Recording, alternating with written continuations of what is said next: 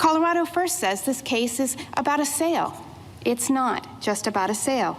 The state forces Ms. Smith to create speech, not simply sell it. If the government may not force motorists to display a motto, school children to say a pledge, or parades to include banners, Colorado may not force Ms. Smith to create and speak messages on pain of investigation, fine, and re-education.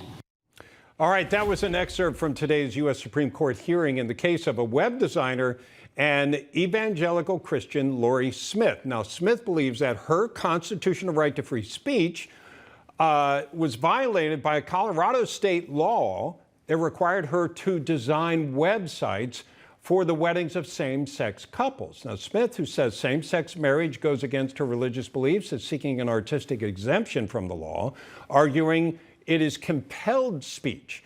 And according to sources, the conservative Supreme Court justices appear sympathetic toward her, although I got to tell you, folks, I've listened to quite a few arguments in the Supreme Court. You can not always guess what they're going to say. But joining us right now to weigh in, please welcome distinguished university professor from Touro University, Thane Rosenbaum.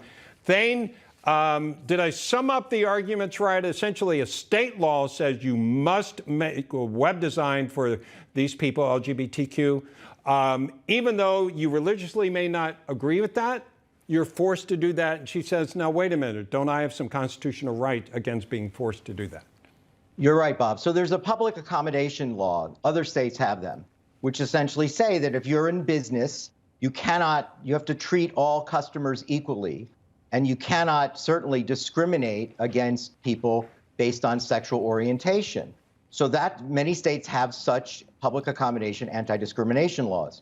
The difference here is that she's an artist, right? So for instance, if she owned a liquor store and the couple came in and they were holding hands, same-sex couple, and they're trying to buy a bottle of wine, and she said, forget it, there's no way I'm selling you a bottle of wine, she clearly violates the anti-discrimination law because she's providing nothing other than making change in a business that's involved in conduct, just simply making change and selling an item.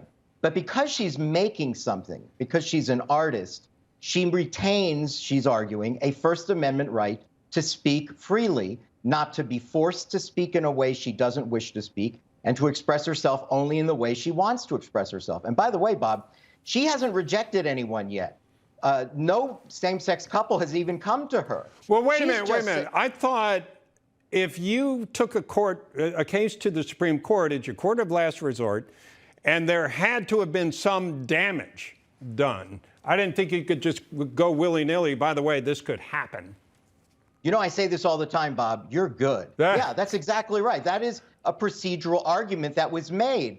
Remember, 5 years ago, another case in Colorado raised a similar question, where there was a master baker. He called himself the master baker.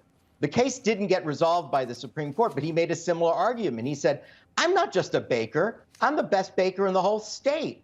And if a same-sex couple comes to me, I'm rejecting them. And he did. He rejected them on religious grounds. In this case, she simply said, look, I want to get into the business of doing weddings, but I want my website to be clear that if you come to me with a same-sex marriage, I won't do graphic work for you.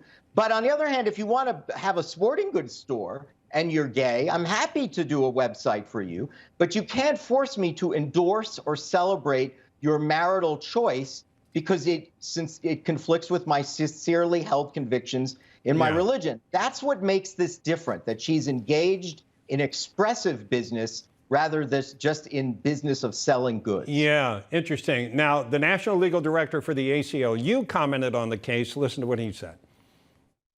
Colorado law doesn't actually regulate the website. It allows her to choose whatever she wants to put on the website. What it regulates is sales. Is it will you sell your service to everybody when you open a business to serve the public? And the sale is not pure speech. Okay, so feel free to address that, but ultimately I want to get your feeling on how this case will come out. Well, you know, that's like saying that newspapers or broadcasting networks are just giving a service and it's not about journalism or news, right? That it's just about the exchange of money. No, it does make a difference what you're selling, because in her case, she's making something. She's engaged in expressive conduct. He's right, what he's saying about her, but the reality is she's trying to preemptively avoid a lawsuit in the future. So, why would she put in a website that doesn't make a distinction between same-sex and separate sex couples? Can I throw something at you? Sure. What if someone were black and said, we want you to make us a website, and you said, no, I'm not going to do that? You're racist. I mean, whatever justification. I'm guessing that someone who's African American is a protected class.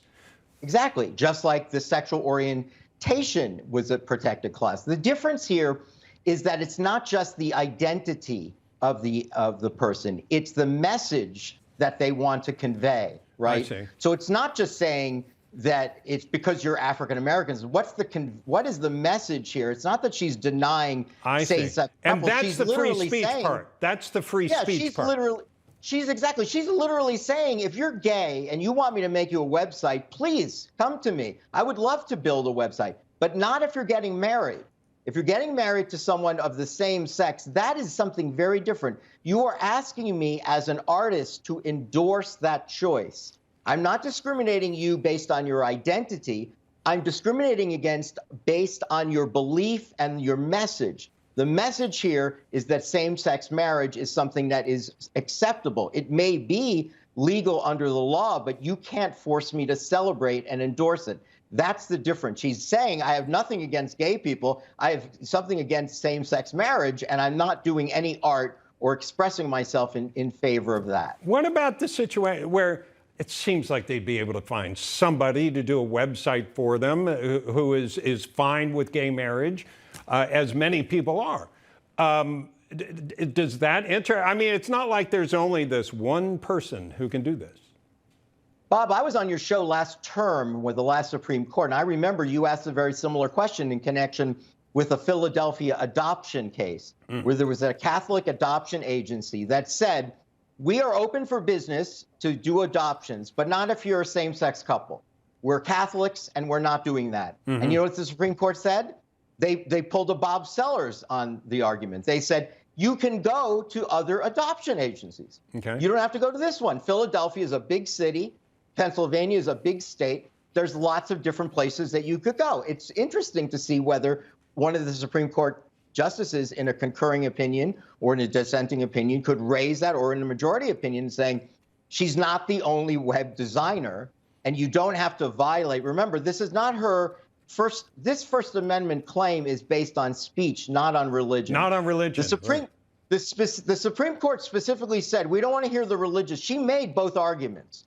She made originally her argument, it was freedom of religion and freedom of speech. Supreme Court said, no, let's just limit this to speech, as if this is about the artistic expression that we are protecting under the First Amendment, and we're willing to have it butt up against another right, the right to a same-sex marriage. Yeah, on the paper that's due this week, I have footnotes rather than endnotes. Do you have a preference? Bob, you get an A no matter what you do. Everyone is so intimidated. When you walk in, everyone is intimidated. I'd be where you are if I actually got A's and these kinds of things. Thane Roosevelt. Bob, I'd rather you ask the questions, frankly. You're better Well, at it. you have the answers. So thank you so much. Thank you, Bob. All right, folks, controversial rapper Kanye West